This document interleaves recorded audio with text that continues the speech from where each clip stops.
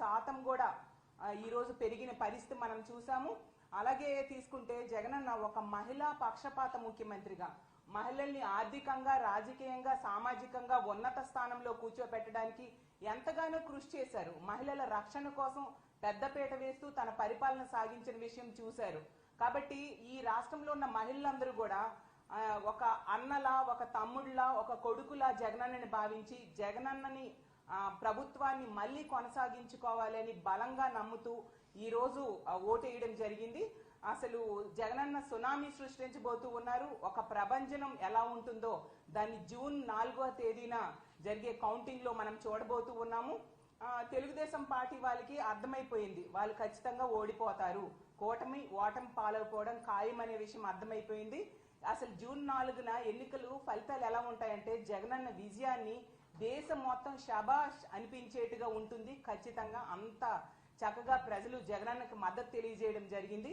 అలాగే తీసుకుంటే తెలుగుదేశం పార్టీ వాళ్ళు చంద్రబాబు నాయుడు గారు అయితే అబద్ధ హామీలు ఇచ్చారు, కూటమి కట్టారు. అలాగే పురంధరేశ్వరి గారితో కలిపి ఎస్పీలను మార్చారు, అధికారులను మార్చారు ఎలక్షన్ కమిషన్ తో చెప్పి. అలాగే వాళ్ళ ఎల్లో మీడియా ద్వారా అసత్య ప్రచారాలు చేయడం జరిగింది, వాళ్ళ సోషల్ మీడియాలో తప్పుడు ప్రచారాలు చేయడం జరిగింది. ఎన్ని చేసినా కూడా ప్రజలైతే మాత్రం జగనన్న వెనకే ఉన్నారు. తెలుగుదేశం పార్టీకి ఎవరు ఓట్లు వేయని పరిస్థితి, ఈ కూటమికి ఎవరు ఓట్లు వేయని పరిస్థితి. వన్ సైడ్ గా వైఎస్ఆర్ కాంగ్రెస్ పార్టీకి ఓట్లేశారు. సో అసహనానికి గురైపోతూ ఉన్నారు తెలుగుదేశం పార్టీ నాయకులు గాని, కూటమి నాయకులు గాని. ఒక ఫ్రస్ట్రేషన్, ఎలాగూ కూటమి ఓడిపోతుంది అనే విషయం అర్థమైపోయి ఇన్ని చేసినా కూడా గెలవట్లేదు అనే విషయం కూటమి మనుషులకి, వాళ్ళ కార్యకర్తలకి అర్థమైపోయి దాడులకి పురుగొల్పుతూ ఉన్నారు. అసలు ఎంత ఘోరం అంటే మొన్న చూసాం నర్సీపట్నంలో ఒక మహిళ మీద దాడి చేయడం, అలాగే కృష్ణా జిల్లాలో, అలాగే పల్నాడు జిల్లాలో. అంటే ఇలాంటి దాడులకి పురుగొల్పుతూ వాళ్ళ అక్కసని, వాళ్ళ బాధని ప్రజల మీద, అంటే వైఎస్ఆర్ కాంగ్రెస్ పార్టీకి సపోర్ట్ చేసిన ప్రజల మీద తీర్చుకుంటూ ఉన్నారు. అసలు ఇది చాలా దారుణం, దీన్ని మేము తీవ్రంగా ఖండిస్తూ ఉన్నాం. అసలు మనం ప్రజాస్వామ్య దేశంలో ఉన్నామా లేదా అన్నట్టుగా వీళ్ళ ప్రవర్తన ఉంది. వాళ్ళు అధికారులు మార్చుకున్నారు, వాళ్ళ సపోర్ట్ తో ఎన్నో దౌర్జన్యాలు గురి చేయడం జరిగింది. అంటే ఇప్పుడు అంటే ఎలక్షన్ కోడ్ ఉంది, ఎన్నికల కమిషన్ అధికారంలో ఉంది కాబట్టి ఈ టైంలో ఏమైనా చేసేద్దాం, ప్రజల మీద ఏ దాడులైనా చేసేద్దాం అన్నట్టుగా తెలుగుదేశం పార్టీ వాళ్ళు చేస్తూ ఉన్నారు. దీన్ని ప్రజలు చూస్తూ ఊరుకోరు అనే విషయం గమనించాల్సిందిగా కోరుతున్నాను.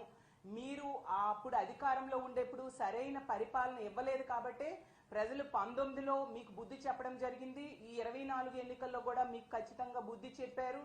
అసలు తెలుగుదేశం పార్టీ అంటే, టీడీపీ అంటే తెలుగుదేశం పార్టీలా లేదు. ఈ రోజు ప్రజల మీద ఈ దాడుల్ని చూస్తూ ఉంటే తెలుగు డెకాయిడ్స్ పార్టీలా ఉంది అనేసి ప్రజలు అనుకుంటూ ఉన్నారు.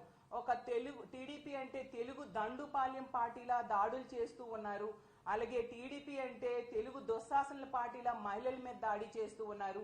టీడీపీ అంటే తెలుగు దొంగల పార్టీలా మహిళల తాలూకా బంగారు ఆభరణాలు కూడా ఈ దాడుల్లో దోచేసుకుంటూ ఉన్న పరిస్థితి చూసాం. ఒక టీడీపీ అంటే తెలుగు దుర్మార్గుల పార్టీలా ఈ రోజు బిహేవ్ చేస్తూ చాలా దుర్మార్గంగా వృద్ధుల మీద కూడా దాడులు చేసే పరిస్థితి మనం చూసాము.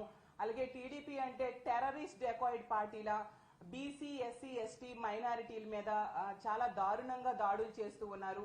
మేము చాలా తీవ్రంగా దీన్ని ఖండిస్తూ ఉన్నాము. అసలు మీ ఇళ్లలో ఆడవాళ్ళు ఉండరా?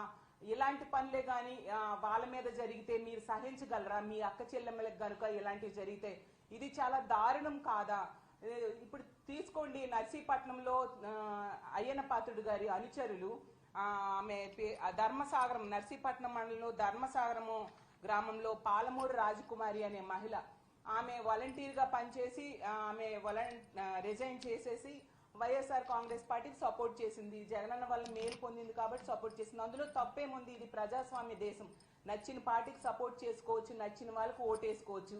అర్ధరాత్రి ఒంటరి మహిళ మీద ఇంట్లో జొరబడి జుట్టు పట్టుకొని ఈడ్చి చెప్పలేని ప్రదేశాల్లో తంతూ ఆమెకి ఎంతో బాధించి దుర్మార్గంగా బిహేవ్ చేశారు ఈ తెలుగుదేశం పార్టీ వాళ్ళు. ఎందుకంటే వాళ్ళకి ఓటమి భయం పట్టుకున్న పరిస్థితి మనం చూసాం. అలాగే అడ్డొచ్చింది ఒక వృద్ధ మహిళ, ఆమె చెవిలోవి కూడా లాగేసుకొని ఆమె మీద కూడా దాడి చేయడం జరిగింది. అసలు ఇది ఎంతవరకు సమంజసం? అయిన పాత్రుడు గారు మీకు ఒకటే చెప్తూ ఉన్నాను, మీకు ఎలాగూ మహిళలంటే గౌరవం లేదు, ఎప్పుడు మహిళల గురించి చాలా అసభ్యంగా మాట్లాడుతూ ఉన్నారు మీరు. అలాంటి వ్యక్తులు మీ అనుచరులకు అదే సందేశాన్ని ఇస్తూ ఉన్నారా? మరి మీ ఇంట్లో ఆడవాళ్ళు కూడా ప్రచారం చేశారు కదా, మరి వాళ్ళ మీద కూడా ఎలాంటి దాడులు చేయమన్నా మీరు మెసేజ్ ఇస్తూ ఉన్నారు. ఎందుకు మీ అధినేత అయిన చంద్రబాబు నాయుడు గారి కుటుంబంలో కూడా ఆడవాళ్ళు ప్రచారం చేశారు కదా, మరి వాళ్ళ మీద కూడా ఎలాంటి దాడులు చేయండి అని మీరు మెసేజ్ ఇస్తూ ఉన్నారా? ఇలాంటి సందేశాన్ని మీ అనుచరులకి ప్రజలకి మీరు ఇస్తూ ఉన్నారా అని నేను అడుగుతూ ఉన్నాను.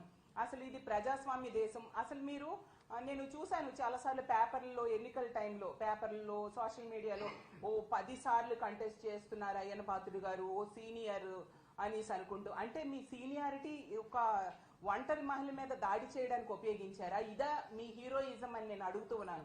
ఎంత దారుణంగా మీరు దిగజారిపోవాలా ఓట్ల కోసం? అంటే మీకు ఎగ్నిస్ట్ చేశారు అని చెప్పి ఎంత దారుణంగా మీరు దిగజారిపోయారా? ఎంత సీనియర్ అని చెప్పుకుంటారు కదా, మీ జూనియర్స్ కి మీరు ఇదే నా సందేశం ఇస్తూ ఉన్నారని నేను అడుగుతూ ఉన్నాను. అలాగే తీసుకుంటే ఆ కృష్ణా జిల్లాలో గన్నవరం నియోజకవర్గంలో ఉంగటూరు మండలంలో ఆత్కూరులో వేముల సంధ్యారాణి అనే మహిళ, ఆమె చేసిన పాపం ఏమీ లేదు, వైఎస్ఆర్ కాంగ్రెస్ పార్టీకి ఓటేసింది అంతే. ఆమెకైతే ట్రాక్టర్తో ఏకం తొక్కించి చంపేద్దామని చూశారు తెలుగుదేశం పార్టీ రౌడీ మోకలు. ఎంత దారుణం! అంటే మహిళలంటే అంత చిన్న చూపా మీకు? అంత చులకన భావమా? ఆడది అబల కాదు సబల అనే విషయం మీరు తెలుసుకోక ఇలాంటి పనులు చేస్తూ ఉన్నారు. కానీ ఈ రాష్ట్రంలో ఉన్న మహిళలందరూ కూడా ఒక సబల ఏం చేస్తుందో దాని ఓటు రూపంలో చేసి చూపించారు. రానున్న ఓటింగ్ టైంలో మీరు దాన్ని చూస్తారు ప్రత్యక్షంగా. అలాగే తీసుకుంటే పల్నాడు జిల్లాలో గురజాల కాన్స్టిట్యున్సీలో కొత్త గణేశన్పాడు గ్రామంలో అయితే బీసీ ఎస్సీ మహిళలకి 24 గంటలు బంధించి మరీ దాడి చేయడం జరిగింది. అసలు ఆ మహిళలు అయితే గుడిలోకి వెళ్ళి దాక్కున్నారు. వాళ్ళు చేసిన పాపం కూడా ఏం లేదు, వైఎస్ఆర్ కాంగ్రెస్ పార్టీకి ఓట్లేశారు. అంటే వైఎస్ఆర్ కాంగ్రెస్ పార్టీకి ఎవరు ఓట్లేస్తే వాళ్ళ మీద ఇలా దాడులు చేసేస్తారా? అసలు ఎంత దారుణం! మీరు ఇంతగా దిగజారిపోయి తెలుగుదేశం పార్టీ వాళ్ళు ఎందుకు ప్రవర్తిస్తూ ఉన్నారో అర్థం కాని పరిస్థితి రాష్ట్రంలో నెలకొని ఉంది. అలాగే తీసుకుంటే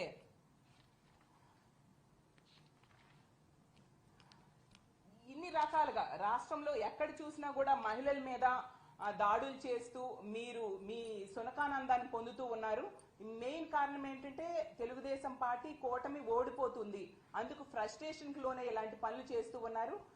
తెలుగుదేశం పార్టీ వాళ్ళు పురంధరేశ్వరి గారితో కలిపి ఎలక్షన్ కమిషన్ మీద ప్రెషర్ పెట్టి ఎస్పీలని అధికారుల్ని మార్చారు. మరి ఇప్పుడు అదే ఎస్పీలు అదే అధికారులు సరిగ్గా పనిచేయలేదని ఈరోజు ఎలక్షన్ కమిషన్ వాళ్ళ మీద సస్పెన్షన్ వేయడమే కాకుండా విచారణకు కూడా ఆదేశించిన సంగతి ఈ రాష్ట్ర ప్రజలందరూ చూశారు. అంటే దీన్ని బట్టి ప్రజలందరూ కూడా అర్థం చేసుకోవాల్సిందిగా కోరుతున్నాను. తెలుగుదేశం పార్టీ నాయకులు ఈ పోలీస్ అధికారులతో కలిపి ఎలాంటి అరాచకాలు సృష్టించారు, ఎలాంటి ఘోరాలు చేశారు అనే విషయాన్ని రాష్ట్ర ప్రజలు తెలుసుకోవాల్సిందిగా కోరుతున్నాను. అసలు తెలుగుదేశం పార్టీ వాళ్ళు ఎప్పటికైనా దాడులు ఆపండి. మనం ప్రజాస్వామ్య దేశంలో ఉన్నాం, చర్యకి ప్రతి చర్య తీసుకోవడం చాలా ఈజీ. ఇప్పటికే ఎలక్షన్ కమిషన్ ఈ అధికారుల్ని సస్పెండ్ చేయడం జరిగింది. కానీ హింసకి ప్రతిహింస అనేది సమాధానం కాదు అనేసి మిగతా ఎదుటి వాళ్ళు ఆగుతున్నారా అనే విషయం మీరు అర్థం చేసుకోవాలి. ఇప్పటికే తీర్పు ప్రజలు ఇచ్చేశారు, ఫలితం అనేది జూన్ 4వ తేదీ వస్తుంది. మీకు ఏ బాధ్యత ప్రజలు ఇస్తే దాన్ని నిర్వర్తించండి. అది మానేసి ఇలాంటి హింసకి పురికొల్పడం ఎంతవరకు సమంజసమని మిమ్మల్ని నేను ప్రశ్నిస్తూ ఉన్నాను.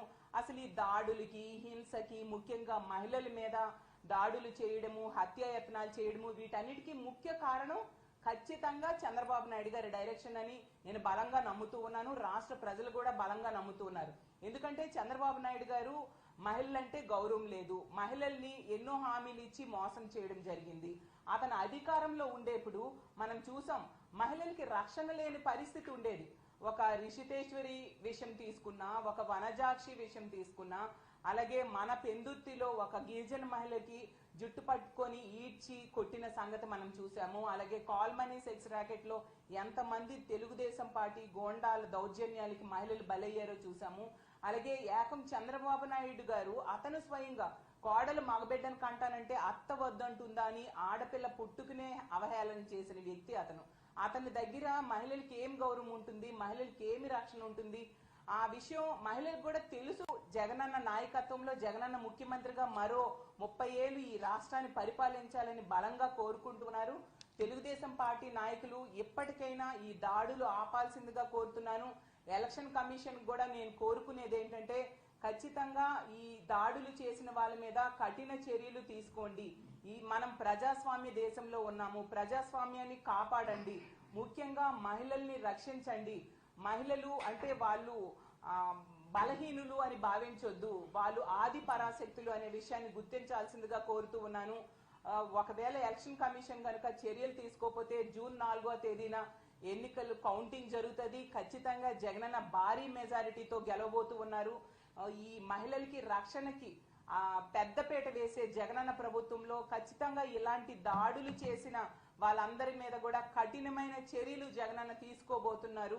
కాబట్టి తెలుగుదేశం పార్టీ వాళ్ళు ఎకనైనా ఈ దాడులు ఆపండి, లేకపోతే చట్టబద్ధంగా మీకు కఠినమైన శిక్షలు రానున్న రోజుల్లో పడతాయనే విషయాన్ని గుర్తెరగండి అని తెలియజేసుకుంటూ, ఖచ్చితంగా మా వైఎస్ఆర్ కాంగ్రెస్ పార్టీ జగనన్న నేతృత్వంలో మళ్ళీ అధికారంలోకి భారీతో రాబోతూ ఉంది. రాష్ట్ర ప్రజలందరూ కూడా సిద్ధమై ఓటులేసి ఉన్నారండి.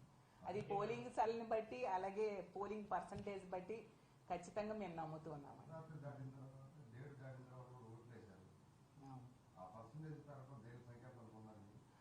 మహిళలందరూ కూడా, మహిళలైన బీసీ, ఎస్సీ, ఎస్టీ, మైనారిటీలు, వృద్ధులు జగనన్న ప్రభుత్వాన్ని కాపాడుకోవాలి.